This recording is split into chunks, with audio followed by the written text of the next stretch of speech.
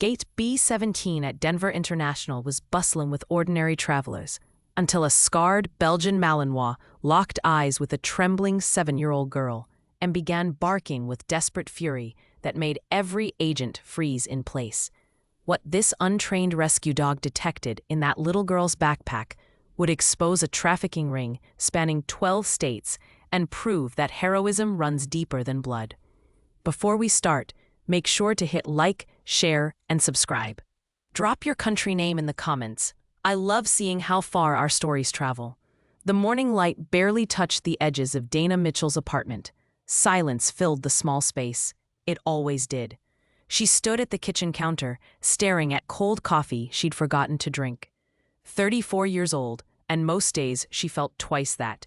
On the narrow shelf above the sink sat two things she couldn't put away.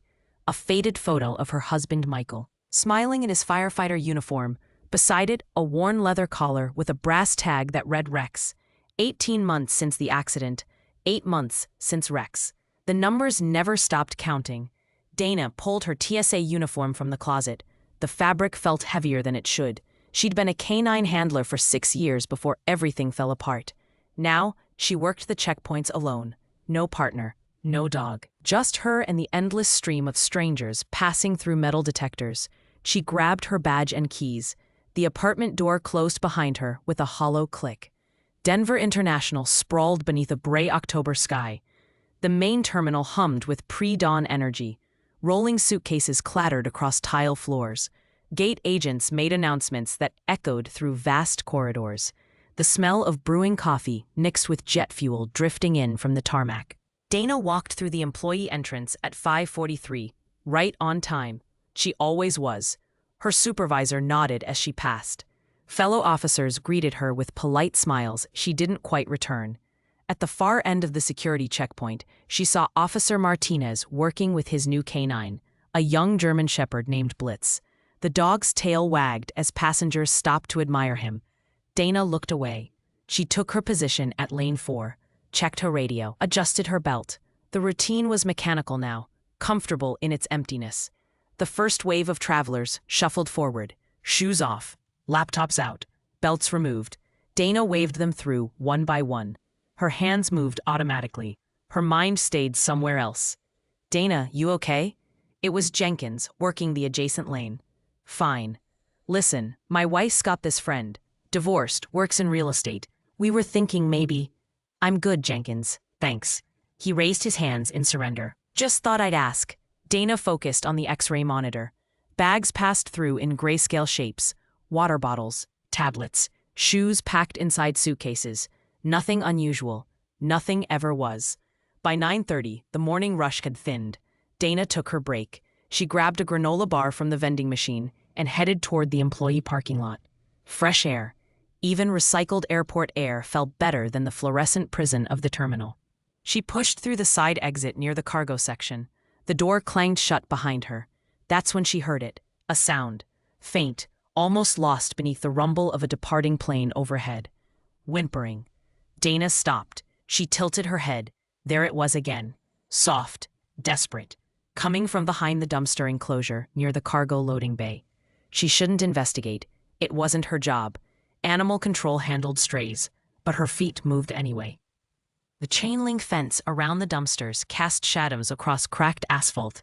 Dana rounded the corner. Her breath caught. A dog. He sat pressed against the far corner, trembling despite the mild morning temperature. Belgian Malinois, maybe 18 months old. His tan coat was matted with mud and something darker. Blood, she realized. His ribs pressed visibly against his sides. Heavy chain collar dug into his neck, the metal embedded in raw, inflamed skin. But it was his eyes that stopped her. Amber, piercing, locked directly on her face. Not pleading, assassin. Dana took a step closer. The dog didn't move, didn't growl, didn't cower. Scars crisscrossed his shoulders in deliberate patterns. The tip of his right ear was missing, the edge healed rough. His paws were bloody, nails cracked and torn. Someone had hurt him, badly, repeatedly. "Hey, buddy," Dana said softly. "You're in bad shape."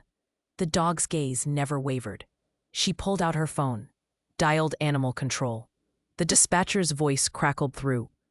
"We've got 2 calls ahead of you. Earliest pickup is 90 minutes. Dana hung up. 90 minutes. This dog might not have 90 minutes. The chain collar alone could cause infection, sepsis, death. She looked at him again. He was still staring. "I can't," she whispered. "I can't do this again." The pain of losing Rex was more than enough. The emptiness that followed him was a weight she carried every single day. Getting attached to another dog meant risking that pain all over again. She turned to leave. The dog whimpered. A single soft sound. Dana stopped. Her hand tightened around her phone. She took 3 steps toward the exit, made it to the corner of the fence, then turned back. The dog hadn't moved, but his paw extended through a gap in the chain link, not reaching, just waiting. Dana approached slowly. She knelt 2 feet from the fence. "You're not making this easy." The dog's amber eyes held hers. Something unspoken passed between them. Recognition, maybe. Or need. She stood, walked to the maintenance shed near the loading dock, found bolt cutters hanging on the wall, returned to the fence. "All right," she said quietly. "You're coming home with me." The chain collar snapped cleanly under the cutters. The dog stood. He was taller than she'd expected, leaner. His movements precise despite obvious pain. Dana opened her car. The dog jumped into the passenger seat without hesitation. He sat upright, perfectly still, eyes forward like a soldier on duty. She started the engine, reached for the radio to call Jenkins and let him know she'd be late returning from break. The dog placed his paw on her wrist. Gentle, deliberate. Dana froze.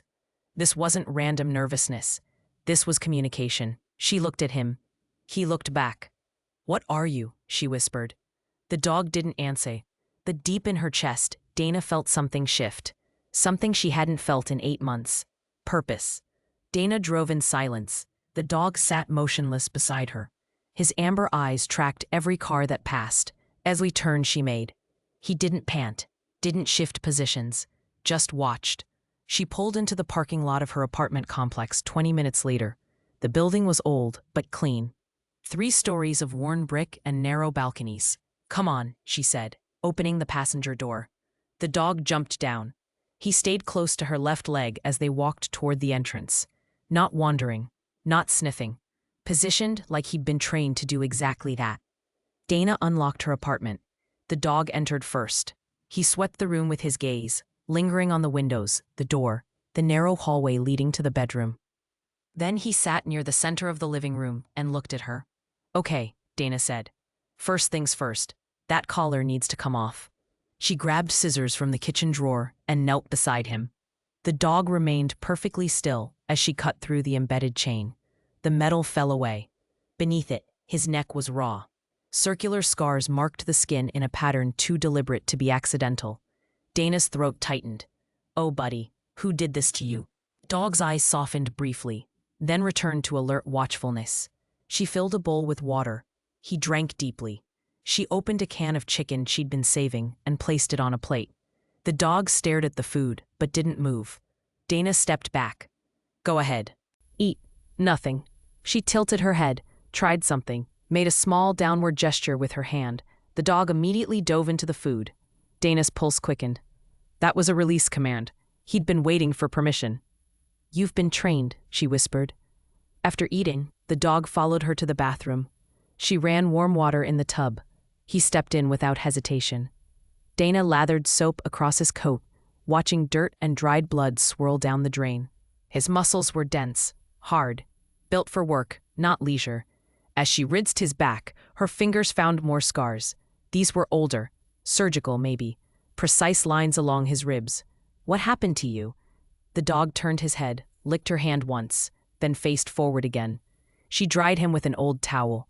He shook once, water droplets scattering across tile. Then he walked to the apartment door and lay down directly in front of it, blocking the entrance. Dana frowned. "There's a bed right here." She pointed to the dog bed she'd never thrown away. Rex's bed. It sat in the corner of the living room, unused for months. The dog didn't move. "Suit yourself." Dana changed into sweatpants and a t-shirt. Exhaustion pulled at her. She hadn't slept well in months. Tonight felt no different. She lay down on the couch, closed her eyes. At 3:14 in the morning, the dog nudged her shoulder with his nose. Dana jolted awake. What? What's wrong? The dog stared at the ceiling, ears forward, completely still. Then the smoke alarm beeped. Once, twice, 3 times. The building intercom crackled. Attention residents, this is a scheduled test of the fire alarm system. Please disregard. Dana's heart hammered. She looked at the dog. How did you know that was about to happen? He returned to his position by the door. She didn't sleep the rest of the night. Morning came slowly. Dana made coffee, fed the dog again. This time he ate immediately after she gestured, like he'd always known her signals. I should call you something, she said. Can't just keep saying dog. He watched her. Axel, she said. The name felt right, strong, sharp. That work for you? His tail moved, just once, a single wag. Dana smiled despite herself. 3 days passed. Axel settled into her apartment like he'd lived there his entire life. But the strange behaviors continued. Every morning. He woke Dana at 5:29. Her alarm was set for 5:30. Every single time, he nudged her awake exactly 1 minute early. She tested him, set the alarm for different times. 4:15, 6:45, 7:10. Every time, Axel woke her exactly 60 seconds before it rang. On the 4th day, Dana took him to the small dog park 2 blocks from her apartment. October air was crisp, leaves scattered across patchy grass. A few other dogs played near the fence. Axel walked calmly beside her, didn't pull on the leash, didn't react to the other dogs. She unclipped him. Go on, play.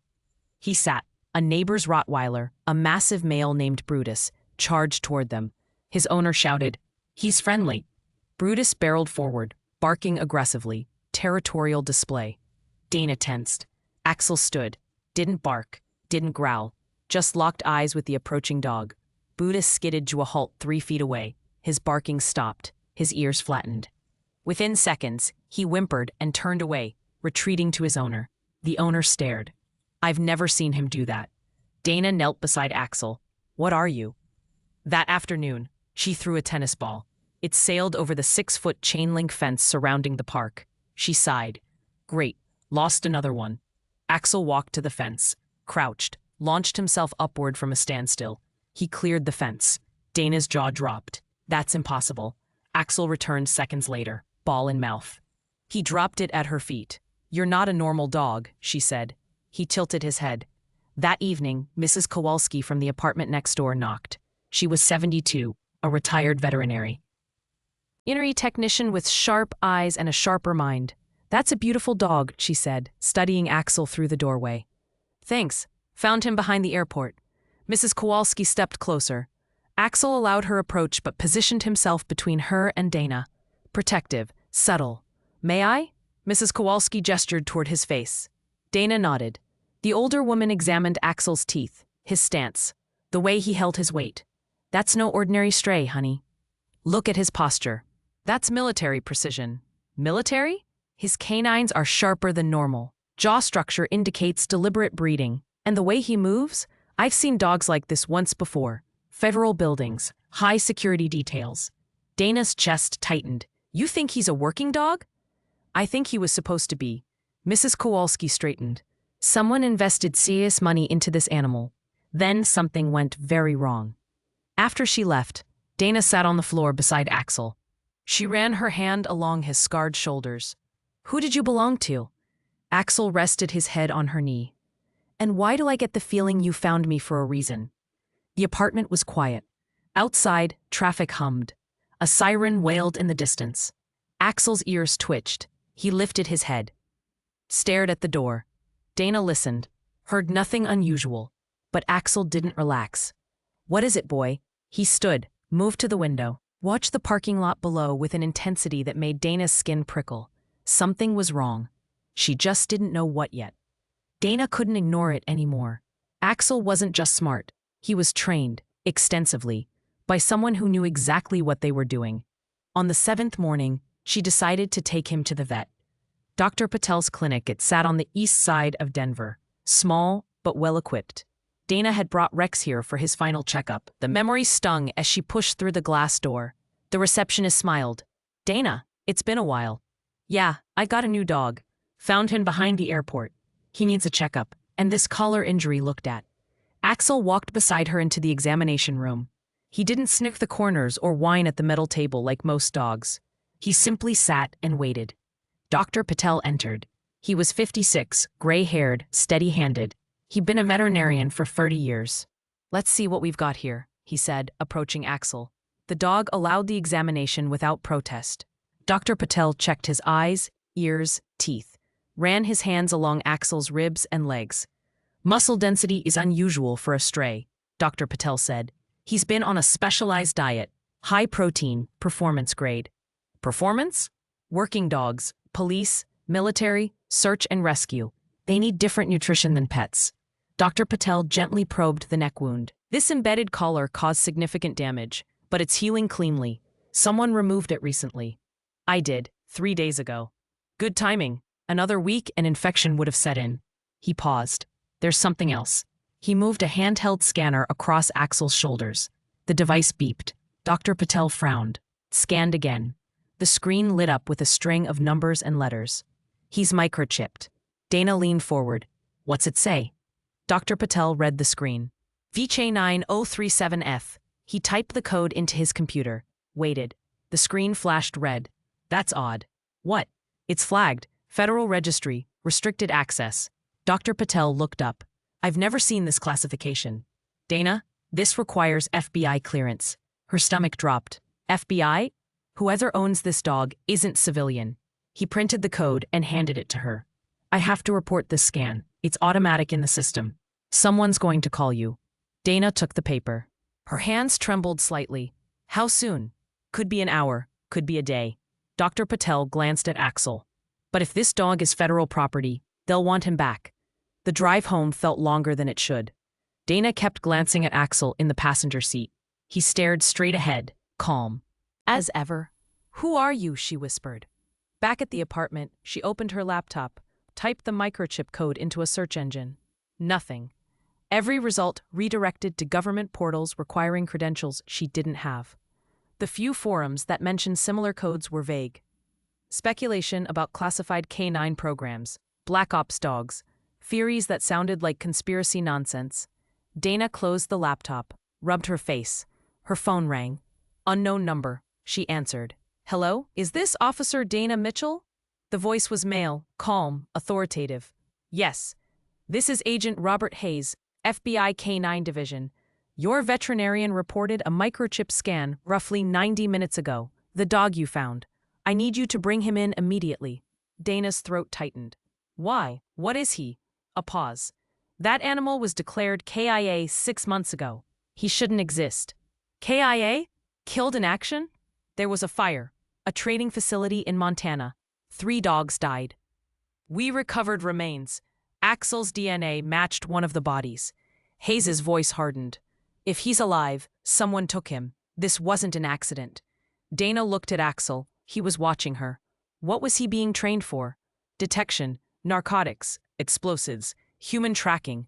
His mother was one of the best federal canines we ever had, Valkyrie.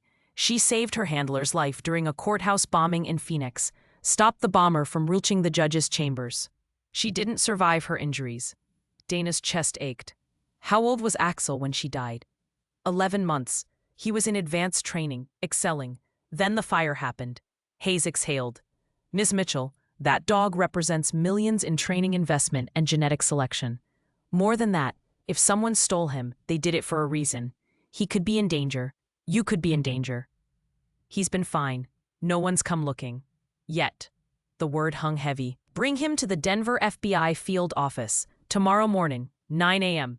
We'll debrief you and secure the animal." "And then what? You take him?" "He's federal property."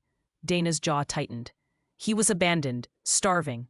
Someone chained him and left him to die, which is why we need to investigate. But the dog comes back into custody. He's not property. He's 9 a.m., Ms. Mitchell. Don't make this complicated." The line went dead. Dana set the phone down. Her hands shook. Axel stood and walked to her, rested his head against her leg. "They want to take you back," she said softly. "Put you back to work." Axel's amber eyes held hers. "You've been through hell. You deserve rest." But even as she said it, She remembered the way he'd moved at the dog park, the precision, the confidence, the alertness that never faded. Maybe work wasn't punishment for him. Maybe it was purpose. She didn't sleep that night. Axel lay beside the couch, close enough that she could reach down and touch him. Every hour, she woke and checked. He was always there, always watching the door. At 5:29, he nudged her awake. Dana sat up. "You know, don't you? You know something's different today." Axel's tail wagged once. She made coffee, fed him. The routine felt fragile, like it might shatter at any moment. At 8:15, she clipped a leash to his collar. "Let's go meet the FBI." They drove downtown. The field office was a gray concrete building with tinted windows and security checkpoints. Dana parked, took a breath. "Whatever happens," she said, "you saved me too. You know that, right?" Axel licked her hand. They walked inside. Agent Hayes was waiting in the lobby. He was mid-50s, graying hair, sharp eyes. He wore a dark suit and an expression that gave nothing away, until he saw Axel. His face softened, just slightly. "That's Valkyrie's boy. Same eyes, same stance." Axel sat calmly beside Dana. Hayes knelt, extended his hand. Axel sniffed it, allowed the touch. "He looks good," Hayes said, "considering what he's been through." He stood. "Come with me. We need to talk." They followed him down a sterile hallway into a small conference room. Hayes gestured to a chair. Dana sat. Axel lay at her feet. Hayes pulled up a file on a laptop, turned the screen toward her. A photo. Valkyrie, a stunning Belgian Malinois standing beside a woman in tactical gear. Behind them, 4 puppies tumbled over each other in the grass. "That's Agent Sarah Reeves," Hayes said. "Valkyrie's handler. She died 2 years ago. Training accident, unrelated to the bombing." He pointed to the smallest puppy. "That's Axel." Dana stared at the image. The puppy's amber eyes were already intense, already watchful. "The facility fire happened 8 months ago," Hayes continued. "We suspected arson but couldn't prove it. Axel and 2 other advanced trainees were in the main kennel. We found 3 bodies. Dental records confirmed identity. But you were wrong. Clearly." Hayes closed the laptop. "Someone staged his death, took him. We don't know who or why. But dogs with his training are valuable. Black market, foreign governments, criminal networks. They all want animals like him." Dana's blood ran cold. "You think whoever took him might come back?" "I think you need protection, and Axel needs to be somewhere secure. Or," Dana said carefully, "you let me keep him, and we work together." Hayes raised an eyebrow. "I'm a certified canine handler," Dana continued. 6 years, TSA. "I know how to work with these dogs, and he trusts me." "You take him now, you'll break that bond." Hayes studied her, then Axel. "You really want to go back into canine work?" Dana hesitated. The thought terrified her. But looking at Axel, she realized something. She wasn't whole without a partner, and neither was he. "Yes." Hayes leaned back. "I'll consider it, but first we need to make sure no one's actively hunting him. Give me 72 hours to investigate. Keep him close. Keep your phone on. Report anything unusual." Dana nodded. Hayes stood, extended his hand. "Take care of him, Officer Mitchell. He's his mother's heart." "I will." They left the building. Dana exhaled as sunlight hit her face. Axel looked up at her, wagged his tail. "Looks like we're stuck together," she said. For the first time in months, that didn't feel like a burden. It felt like hope. Dana returned to work the next day. Her supervisor had approved a temporary exception. Axel could accompany her while his status was being evaluated. Emotional support clearance, pending official certification. The lie tasted bitter, but it kept him close. Terminal B hummed with midday energy. Travelers shuffled through security checkpoints. Children whined. Announcements echoed overhead. Dana moved through it all with Axel at her side. He wore a simple vest now, navy blue. Not official TSA gear, but enough to signal he was working. Other officers noticed. Jenkins raised an eyebrow. Martinez nodded approvingly. His own canine. Blitz perked up when Axel passed. The 2 dogs assessed each other briefly, then returned to their handlers.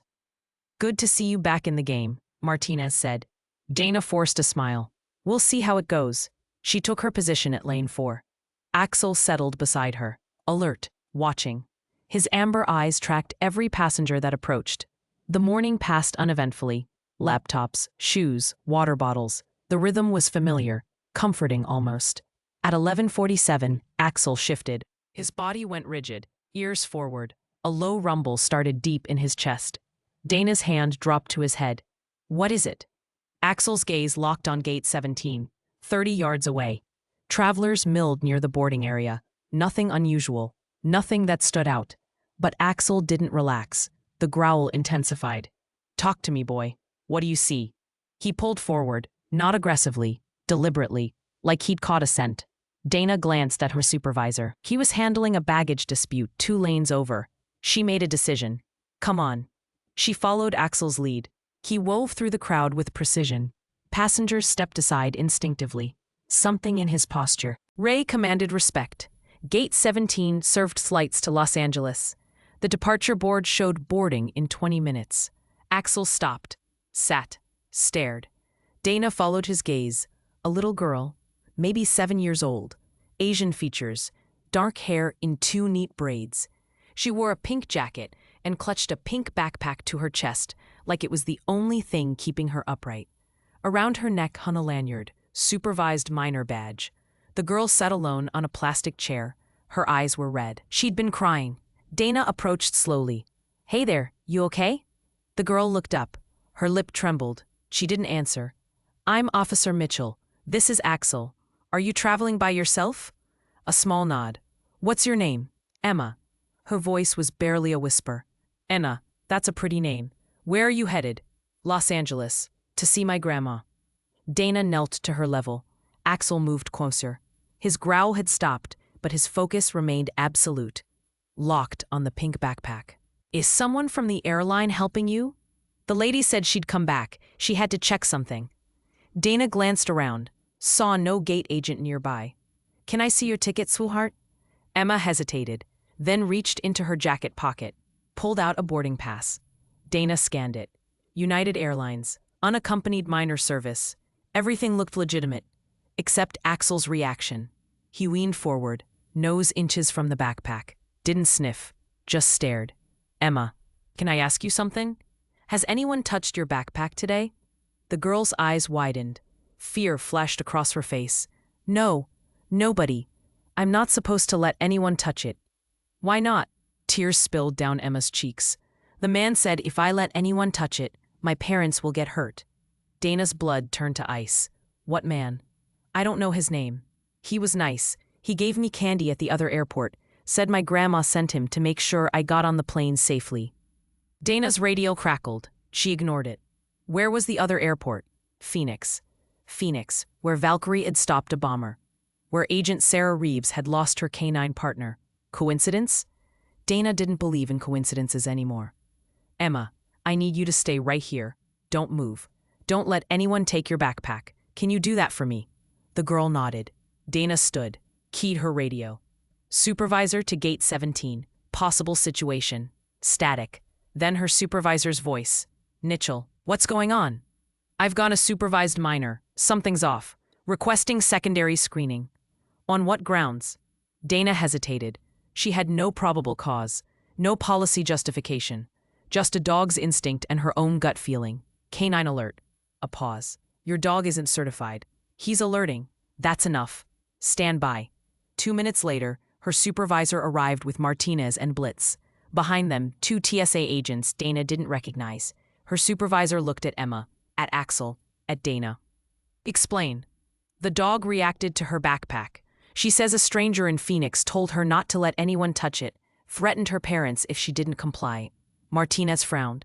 That's grooming behavior. Classic trafficking tactic. One of the unfamiliar agents stepped forward, tall, clean-cut, expensive suit beneath a TSA vest that didn't quite fit right. I'll handle this, he said smoothly. We're transferring the minor. Paperwork issue with her unaccompanied status. Dana's instincts screamed. I didn't request a transfer. It's above your clearance. He smiled. Calm, professional. We've been tracking this child since Phoenix. Custody dispute. Her father's trying to take her out of state illegally. Then why is she flying on a legitimate ticket? Forged documents. It happens. He reached for Emma's arm. Come on, sweetheart. Let's get you somewhere safe. Axel moved. He positioned himself between the agent and Emma. Didn't bark. Didn't growl. Just blocked the path with his body. The agent's smile tightened. Control your dog, officer. Dana's hand rested on Axel's head. He is controlled. He's protecting. Protecting a potential victim. From what? From you. The tension shattered like glass. The agent's hand moved toward his jacket. Dana saw it. Martinez saw it. Axel saw it. The dog's growl returned, deep, primal, a sound that didn't belong to an 18-month-old animal. Don't. Dana's voice cut through the noise. Whatever you're reaching for, don't. The agent froze. His eyes flickered. Calculation. Assessment. Then he smiled again. You're making a mistake, Officer Mitchell. Maybe. But I'm making it with witnesses.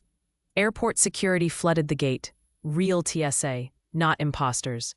Dana's supervisor barked orders into his radio. The two unfamiliar agents melted into the crowd before anyone could stop them. Emma sat trembling in her chair. Dana knelt beside her. You're safe now, I promise. Martinez examined the pink backpack with a handheld scanner. His face went pale. Dana, there's something in here.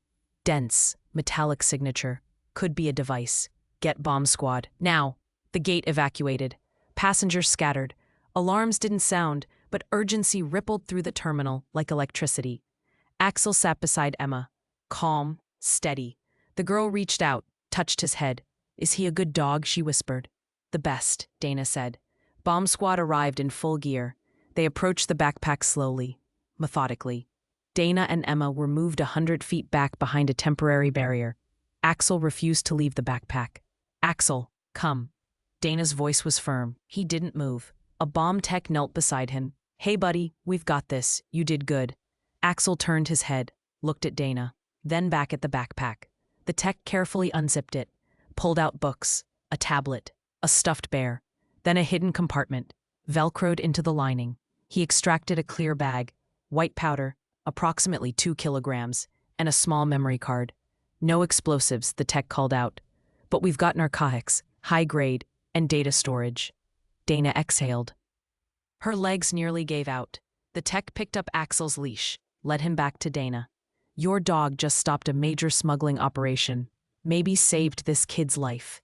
Axel sat at Dana's feet, looked up at her, as if nothing had happened. Emma was taken into protective custody. FBI agents arrived within the hour, real ones this time. Hayes among them. He stood beside Dana as forensic teams processed the scene.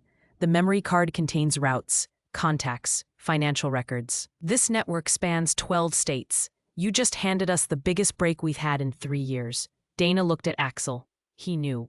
From the start, he knew. Hayes nodded.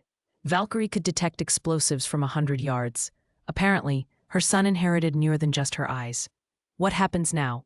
We find the men who tried to take Emma. We dismantle the network. And you. Hayes looked at her. You and Axel just became the best canine team in this airport. Dana's throat tightened. He's really mine? He chose you. That's more official than any paperwork. For the first time since Rex died, Dana felt whole. The airport returned to normal by evening. Passengers flowed through terminals. Announcements echoed. Life resumed its rhythm, as if nothing had happened. But Dana knew better. She sat in the TSA break room with Axel at her feet. Agent Hayes stood near the window, phone pressed to his ear. His expression was grim. He ended the call, turned to face her. The two fake agents disappeared. No trace, no surveillance footage shows them leaving the building. They knew exactly where the cameras were. Dana's stomach knotted. Inside help? Has to be. Someone fed them security protocols, shift schedules, your name. Hayes crossed his arms. They targeted Emma specifically, used her as a mule. When that failed, they tried to extract her before we could investigate. Why her? Her parents own a business in Phoenix, legitimate on paper, but the memory card suggests they've been moving product through shipping containers for 18 months. Emma likely had no idea what she was carrying. Dana looked down at Axel. He was resting, but his ears remained alert. Always listening, always ready. What about the network, she asked. We're executing warrants across 4 states tonight, but the man coordinating this operation is still out there. Marcus Vega. We've been chasing him for 3 years. He's careful, methodical, never gets his hands dirty. Hayes paused. Until now. What do you mean? Vega was in this terminal today. We pulled footage from 3 hours before the incident. He passed through Gate 12, boarded a flight to Seattle. Hayes pulled up a photo on his phone, showed it to Dana. A man, late 40s, sharp suit, calm expression, forgettable face. He watched the whole thing, Hayes said, stood 30 feet from gate 17, observed your dog's reaction, then left before security arrived. Dana's skin crawled. He saw Axel. And now he knows Axel's alive. That's a problem. Why? Hayes pocketed his phone. Because Vega was one of 3 people who had access to the Montana training facility the night of the fire. He was a contracted security consultant. Passed every background check. We cleared him after the fire. But if Axel's alive, it means the arson wasn't random. It was targeted. You think Vega stole him? I think Vega tried to. And when Axel escaped, Vega burned the facility to cover his tracks, killed 3 dogs to hide the fact that one was missing. Dana's hands clenched. Rage surged through her chest. He murdered those animals to steal Axel? Dogs like Axel are worth a fortune on the black market. Fully trained detection canines from elite bloodlines. Foreign governments pay millions. Criminal organizations even more. Hayes met her eyes. Vega knows Axel saw him today. Knows Axel's working with you. He won't let that stand. You think he'll come after us? I think he'll try to eliminate the threat before we build a case against him. You and Axel just became targets. Dana's pulse hammered. She looked at Axel. He was watching her. Calm, steady. What do we do? I'm assigning protective detail to your apartment. Round-the-clock surveillance. You don't go anywhere alone. Not until we locate Vega. Dana nodded. Fear twisted in her gut. But beneath it, something else burned. Determination. He's not taking Axel from me. No, Hayes said. He's not. That night, Dana drove home with an unmarked FBI car trailing behind her. The city lights blurred past. Axel sat in the passenger seat, staring out the window. She reached over, rested her hand on his head. We'll be okay. I promise. He leaned into her touch. Her apartment building looked the same as always. Brick facade, narrow balconies. The parking lot was quiet. 2 FBI agents exited the trailing vehicle. A man and a woman, both armed. We'll be in the car. The male agent said, You need anything, call. Dana nodded, took Axel inside. The apartment felt smaller than usual. Every shadow seemed darker, every creak of the building louder. She locked the door, drew the curtains, fed Axel, made herself tea she didn't drink. At 10:30, she tried to sleep. At 11:15, Axel's ears twitched. Dana sat up. What is it? He stood, moved to the window. A low growl rumbled from his chest. Dana crossed to him, peered through a gap in the curtains. The parking lot was empty. The SBI car sat beneath a streetlight. Both agents inside. Nothing unusual. But Axel didn't relax. I don't see anything, Dana whispered. His growl deepened. Then she heard it. Footsteps, above her, on the 3rd floor. Her apartment was on the 2nd floor. Mrs. Kowalski lived above her. The elderly woman's footsteps were light, shuffling. These footsteps were heavy, deliberate, moving toward the stairwell. Dana grabbed her phone. Dialed the FBI agent. It rang and rang. No answer. Her blood turned cold. She moved to the door, looked through the peephole. The hallway was empty. She checked her phone. No signal. Impossible. She'd had full. La bars 2 minutes ago. Jammer. Someone was blocking communications. Axel positioned himself between Dana and the door. His body was coiled. Ready. A sound. Metal on metal. Someone was picking the lock. Dana's breath came fast. She backed toward the kitchen, grabbed a knife from the drawer. Her hands shook. The lock clicked. The door opened. 2 men entered. Both wore dark clothing, gloves, balaclavas. The first man carried a tranquilizer gun. The second held a metal baton. They saw Axel, stopped. Easy, dog, the first man said. His voice was calm, practiced. We're just here for you. Nobody has to get hurt. Axel snarled, a sound that made the walls seem to vibrate. The first man raised the tranquilizer gun. Dana stepped forward. Get out, now. The second man laughed. Or what? You'll call for help? We disabled your signal. Your FBI friends are unconscious in their car. It's just you, lady. And me, Dana said. Her voice was steadier than she felt. And him. The first man fired. Axel moved. The dart missed by inches, embedded in the wall behind where he'd been standing. Axel launched forward, jaws snapping. He caught the first man's wrist. The tranquilizer gun clattered to the floor. The man screamed. The second man swung the baton. Axel released the first man, dodged. The baton struck empty air. Dana lunged, drove the knife toward the second man's shoulder. He blocked with his forearm. The blade skittered off his jacket. Reinforced. He shoved her. She stumbled into the couch. Axel was on him instantly, teeth sinking into the man's calf. The man howled, kicked. Axel held on. The first man scrambled for the tranquilizer gun. Blood poured from his wrist. He raised the weapon with his uninjured hand, aimed at Axel. Dana threw the knife. It wasn't a perfect throw, but it struck his shoulder. He dropped the gun. Axel released the second man. Both intruders stumbled toward the door. This isn't over. The first man gasped. Vega wants the dog. He'll get the dog. They fled. Dana slammed the door, locked it, shoved a chair beneath the handle. Her legs gave out. She collapsed against the wall. Axel pressed against her side, licking her face, checking her for injuries. "I'm okay," she whispered. "I'm okay." But her hands wouldn't stop shaking. She grabbed her laptop.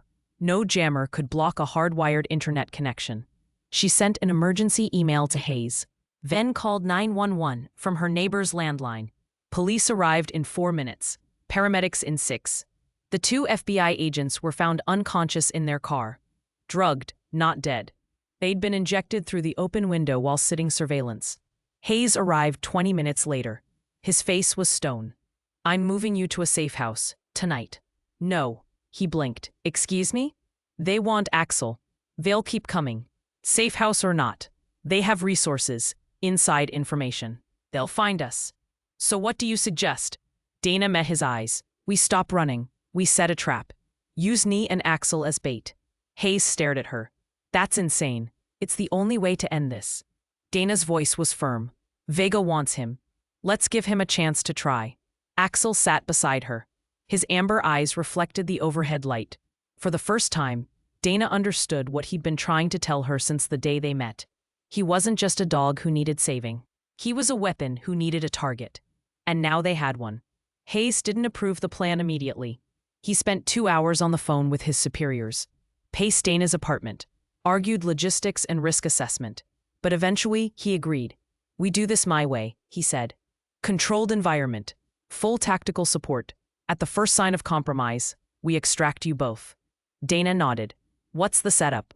"You return to work tomorrow. Normal shift. Normal routine. We leak information through a compromised channel that you'll be working Gate B17 again. Same location as the Emma incident. You think Vega will come himself? No. He'll send a team. But we'll be ready." Hayes pulled up a terminal map on his tablet. "We'll have agents positioned at every exit. Undercover TSA, plainclothes travelers, snipers on the upper observation levels. You and Axel will be the only real targets in the entire terminal. And if something goes wrong?" Hayes met her eyes. "Then we pray Axel is as good as his mother was." The next morning arrived cold and gray. Dana dressed in her uniform, clipped her badge, fed Axel. The routine felt surreal, like preparing for battle disguised as ordinary life. Axel sensed it. His movements were sharper, more focused. He stayed closer to her than usual. "You know what we're doing today, don't you?" she said softly. His amber eyes held hers. "Stay close, no matter what happens." They arrived at Denver International at 6:45. The terminal was already crowded. Early flights, business travelers, families. Dana moved through security with Axel at her side. Other officers greeted her. Martinez fist-bumped her. "Heard you had some excitement at home last night." "Something like that." "You good to work?" "I'm good." She took her position at lane 4. Hayes was somewhere in the terminal. She didn't know where. Couldn't see him. That was the point. The morning passed slowly. Passengers shuffled through checkpoints. Laptops, shoes, belts. The rhythm was mechanical. Axel sat beside her, alert, waiting. At 11:30, Hayes' voice crackled through her hidden earpiece. "We've got movement. 3 suspects entering through the main doors. All male, mid-30s, dressed as travelers. One is carrying a duffel bag with metallic density consistent with weapons." Dana's pulse quickened. "Positions? Heading toward Terminal B. Your location. Stay calm. We're tracking them." She continued scanning bags, waving passengers through. Her hands were steady, but inside, her heart hammered. At 11:42, the 3 men appeared. They moved through the security line 30 feet from her position, separated, not traveling together. But Dana saw the coordination, the way they tracked each other with peripheral glances. One of them looked directly at Axel. Recognition flashed in his eyes. Then he looked away, continued through the checkpoint. Hayes' voice, they've made visual confirmation. Proceeding to gate B17. We're moving into position. Dana waited 5 minutes, then keyed her radio. Taking my break, her supervisor waved acknowledgement. She and Axel walked toward gate B17. The corridor was long, white walls, gray carpet, overhead lights hummed. Travelers passed in both directions. None of them knew what was about to happen. Dana's hand rested on Axel's head. Ready? His tail didn't wag. He was in work mode now. They reached the gate. The departure board showed a flight to San Diego boarding in 40 minutes. Passengers clustered near the windows. Children played with tablets. A businessman typed on a laptop, and the 3 men stood near the back wall, watching. Dana sat in a plastic chair, Axel at her feet. She pretended to check her phone. Hayes' voice. We got 12 agents in visual range. You're covered. Wait for them to make the first move. One of the men approached. He was tall, clean-shaven, wore jeans and a hoodie. Looked like any other traveler. He stopped 5 feet from Dana. Nice dog. Thanks. Belgian Malinois. Right? Yeah. He smiled. I had one growing up. Smart breed, loyal. They are. He took a step closer. How old is he? Dana's instinct screamed. 18 months. The man's smile widened. That's young for a working dog. Must be talented. He is. Another step. What's his name? Dana stood. Axel rose with her. I think you should step back. The man's smile vanished. I think you should hand over the dog. Not happening. The second man moved in from the left. The third from the right. They formed a triangle around her. Passengers noticed, started backing away. Whispers rippled through the crowd. The first man reached into his hoodie. Axel exploded into motion. He hit the man's arm before the weapon cleared the fabric. Jaws clamped down. The man screamed, dropped a taser. The second man lunged at Dana. She sidestepped, drove her elbow into his ribs. He grunted, grabbed her wrist. Axel released the first man, spun, launched at the second. 70 pounds of muscle and teeth collided with the attacker's chest. Both went down. The third man pulled a knife, rushed forward. Gunfire cracked through the terminal, not from the attacker. From above, FBI sniper, warning shot into the ceiling tile. The third man froze. Federal agents, on the ground, now. Tactical teams flooded the gate. Black gear, rifles raised. Passengers screamed, scattered. Children cried. The 3 attackers were on the ground in seconds. Cuffed, disarmed. Dana's ears rang. Her hands shook. Axel returned to her side, pressed against her leg. You're okay, she whispered. You're okay. Hayes appeared through the chaos. We got them. All 3. Where's Vega? Not here, but we'll make these guys talk. Dana looked at the subdued attackers. One of them glared at her. Blood dripped from his arm where Axel had bitten him. He'll never stop, the man spat. Vega doesn't lose. Hayes knelt beside him. He just did. The terminal was locked down for 2 hours. Passengers were rerouted, statements taken, evidence collected. Dana sat in a quiet corner with Axel. A paramedic checked her for injuries. Minor bruises. Nothing serious. Martinez brought her water. You're insane, you know that? She smiled weakly. Maybe. Your dog's a legend now. Footage is already going viral. Great. Hayes approached, handed her his phone. You need to see this. The screen showed airport security footage, but not from today. From 2 hours ago. A different terminal. A man boarding a private jet. Marcus Vega. He left the country, Hayes said. Before the operation even started. He knew it was a trap. Dana's stomach sank. So we failed. No, we got his team, we got his network, and we got this. Hayes swiped to another image. A close-up of Vega's face as he boarded the jet. He was looking directly at the security camera, smiling. He's taunting us, Dana said. He's scared. Men like Vega don't run unless they know they've lost. Hayes pocketed the phone. We'll find him. It's just a matter of time. Dana looked down at Axel. He was resting now, eyes half closed, but still alert. Still ready. He saved my life today, she said. He saved a lot of lives, just like his mother. Dana's throat tightened. She thought of Valkyrie, of the courthouse bombing, of a dog who gave everything to protect strangers. She'd be proud of him, Hayes said quietly. Yeah, she would. That evening. Dana returned to her apartment. The broken lock had been replaced, new security installed, but it still felt violated, unsafe. She sat on the couch. Axel jumped up beside her, rested his head on her lap. "We make a good team," she said. His tail thumped once. Her phone buzzed. A text from Hayes. "News conference tomorrow. Mayor wants to recognize you and Axel publicly. Medal ceremony. You interested?" Dana stared at the message. Public recognition meant exposure, visibility. It meant painting a target on their backs again. But it also meant showing Vega that they weren't hiding. She typed back, "We'll be there."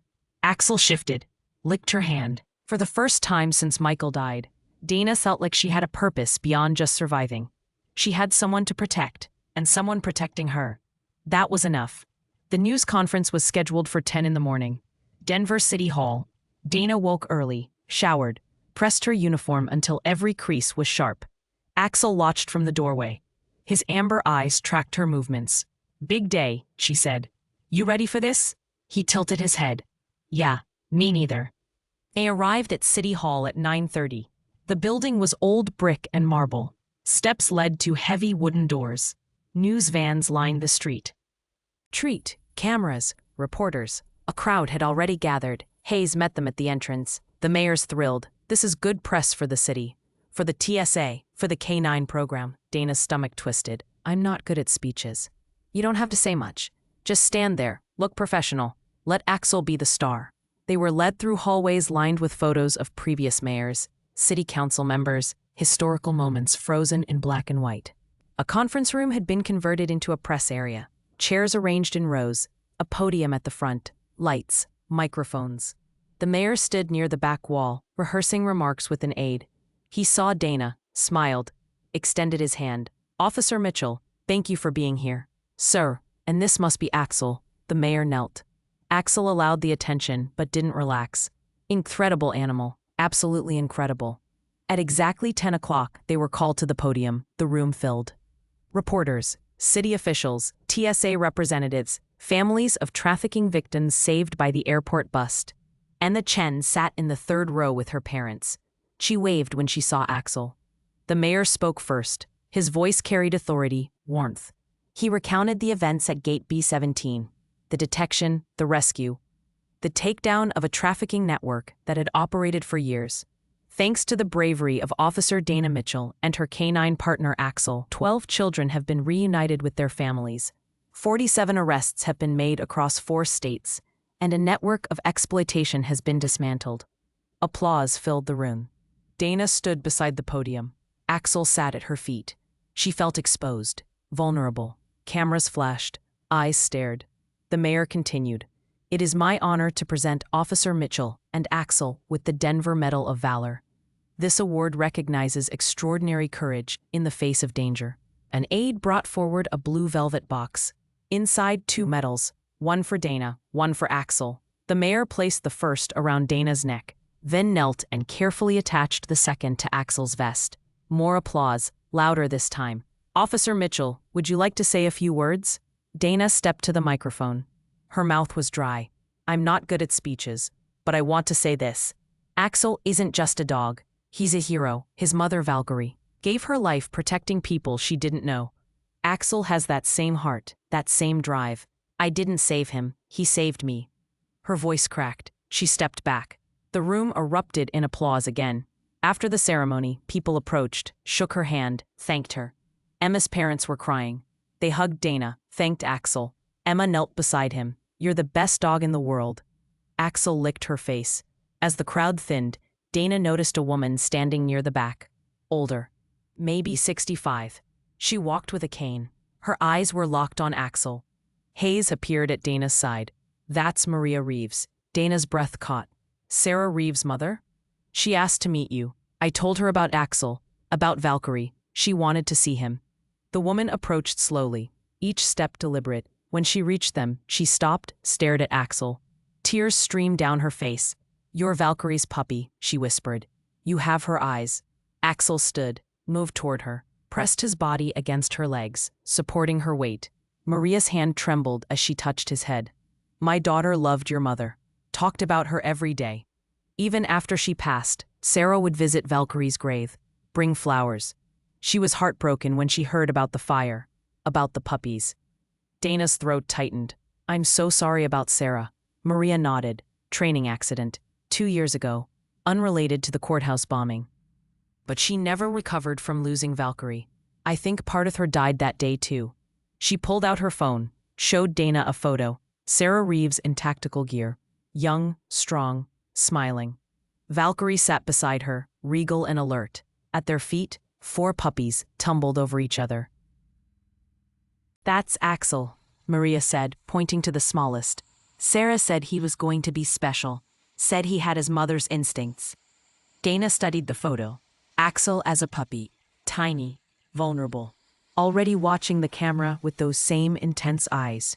She was right, Dana said. He's incredible. Maria looked at her. Sarah would be so proud, not just of him, of you, for giving him a chance when no one else did. He gave me a chance too. Maria smiled through her tears. That's what they do. These dogs, they see something in us we don't see in ourselves. She knelt painfully. Axel immediately adjusted his position to support her. You became exactly what your mama was, a guardian. She kissed the top of his head, then stood with effort. Thank you, Officer Mitchell, for saving him, for letting him be who he was meant to be. Thank you for coming. Maria walked away slowly, leaning on her cane, but her shoulders were straighter, lighter. Hayes approached. That was good for her. Closure. Dana watched Maria disappear through the doors. It was good for me too. There's something else. Hayes pulled her aside, away from the lingering crowd. We got intel. Vega's been located. Switzerland. Extradition is complicated, but we're working on it. How long? Could be months, maybe longer. He's got lawyers, money, connections. Dana's jaw tightened. So he just gets away? For now. But his network is destroyed. His resources frozen. He's finished. Just not in custody yet. That's not justice. It's the best we've got. Hayes met her eyes. But you and Axel did something he'll never undo. You saved lives. That matters more than revenge. Dana looked down at Axel. The medal hung on his vest. He sat calmly, patient. Yeah, it does. That evening, Dana and Axel returned to the apartment. The sun was setting. Orange light painted the sky.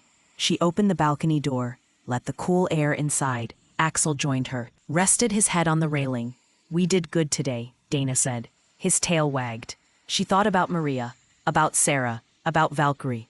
A legacy of courage, passed from mother to son. Your mom would be proud, she whispered. Axel looked up at her. Those amber eyes glowed in the fading light. Dana knelt beside him. I know I say this a lot, but thank you. For choosing me, for trusting me, for saving me. He licked her face. She laughed, a real laugh. The first in longer than she could remember. Inside, her phone buzzed. A text from Hayes. Formal certification ceremony next week. You and Axel are officially a K9 team. Congratulations. Dana read it twice. Let the words sink in. Official. Recognized. A team. She looked at the shelf above the couch. Rex's collar. Michael's photo. And now, beside them, the medal from today. The past and the present. Loss and hope. All together. We're not done yet, she said to Axel. There's more work to do. More people to help. He stood. Alert. Ready. But tonight, we rest. She made dinner. Grilled chicken for both of them. They ate together on the balcony, watching the city lights flicker to life. For the first time in 18 months, Dana didn't feel alone. She had a partner, a purpose, a future. And sitting beside her, wearing a medal for valor, was a dog who had survived fire, theft, abuse, and abandonment. A dog who had every reason to give up, but didn't. Because heroes don't give up. They just keep going, one step at a time, one life at a time, until the job is done. Dana reached over, rested her hand on Axel's head. We're going to be okay. He leaned into her touch. The city hummed below them, endless, alive, and somewhere out there people needed help. Tomorrow, they'd be ready. Tonight, they were home. 3 months passed. Autumn turned to winter. Denver's streets filled with snow. The airport adjusted to holiday crowds. Travelers rushed through terminals with wrapped gifts and impatient children. Dana and Axel worked together every day. Their rhythm became natural, effortless, she learned. Earned to read his signals, the tilt of his ears, the shift in his posture. He learned hers too. A hand gesture meant wait, a whistle meant come. They weren't just partners anymore. They were family. The apartment had changed too. Axel's dog bed sat near the window now. He actually used it. Photos covered the shelf. Rex, Michael, Valkyrie. Nuria had sent Dana a framed picture of Sarah and Valkyrie. It sat in the center. Dana took long walks before her shifts, through parks dusted with snow, along trails where bare trees reached toward gray skies. Axel stayed close. His limp from the old chain injury was barely noticeable now. He moved with confidence, purpose. One morning in late December, Hayes called. "You need to see something." Dana met him at the FBI field office. He led her to a conference room. A laptop sat open on the table. News footage played on the screen. Switzerland. A courthouse. Marcus Vega in handcuffs being led by federal agents. "Extradition came through," Hayes said. "He'll stand trial here. Multiple counts. Trafficking, racketeering, arson, murder." Dana's chest tightened. Murder? The 3 dogs that died in the Montana fire. Colorado law recognizes killing working animals as homicide under certain circumstances. "We're pushing for maximum charges." She watched Vega on the screen. His face was blank, emotionless. Like being arrested was a minor inconvenience. "When's the trial?" 6 months, maybe longer. But he's not walking away in his time. Hayes closed the laptop. "You and Axel will likely be called to testify. We'll be there." Hayes smiled. "I know you will." That afternoon, Dana received another call. The mayor's office. They wanted her and Axel at a special event. A celebration honoring first responders. She almost said no. Public appearances still made her uncomfortable. But then she thought of Emma, of the 12 other children saved, of families reunited. "We'll be there," she said. The event was held at a downtown convention center. 400 people attended. Police officers, firefighters, paramedics, canine handlers from across the state. Their dogs sat beside them in perfect formation. Axel fit right in. Calm, professional. Other handlers complimented his posture, his focus. Several asked about his training. Dana told them the truth. "I didn't train him. Someone else did. I just gave him a reason to use it." During the ceremony, the mayor called Dana to the stage again. She walked up with Axel. The crowd applauded. "Officer Mitchell and Axel have become symbols of courage in our city," the mayor said. "But today, we have a special surprise." The lights dimmed. A video played on the large screen behind them.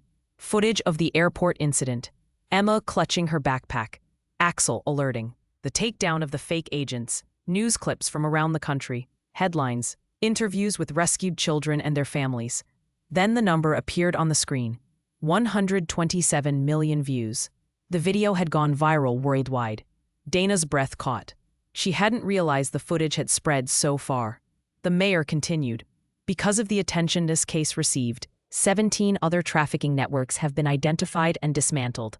43 additional children have been rescued. Officer Mitchell, your actions didn't just save lives here. They saved lives everywhere." The crowd rose. A standing ovation. It lasted nearly 2 minutes. Dana stood frozen, overwhelmed. Axel leaned against her leg, grounding her. When the applause finally faded, the mayor gestured to the wings. "And now, someone wanted to meet you both." A small figure walked onto the stage. Emma Chen. She wore a red dress. Her hair was in the same 2 braids, but her eyes were different now. Brighter, hopeful.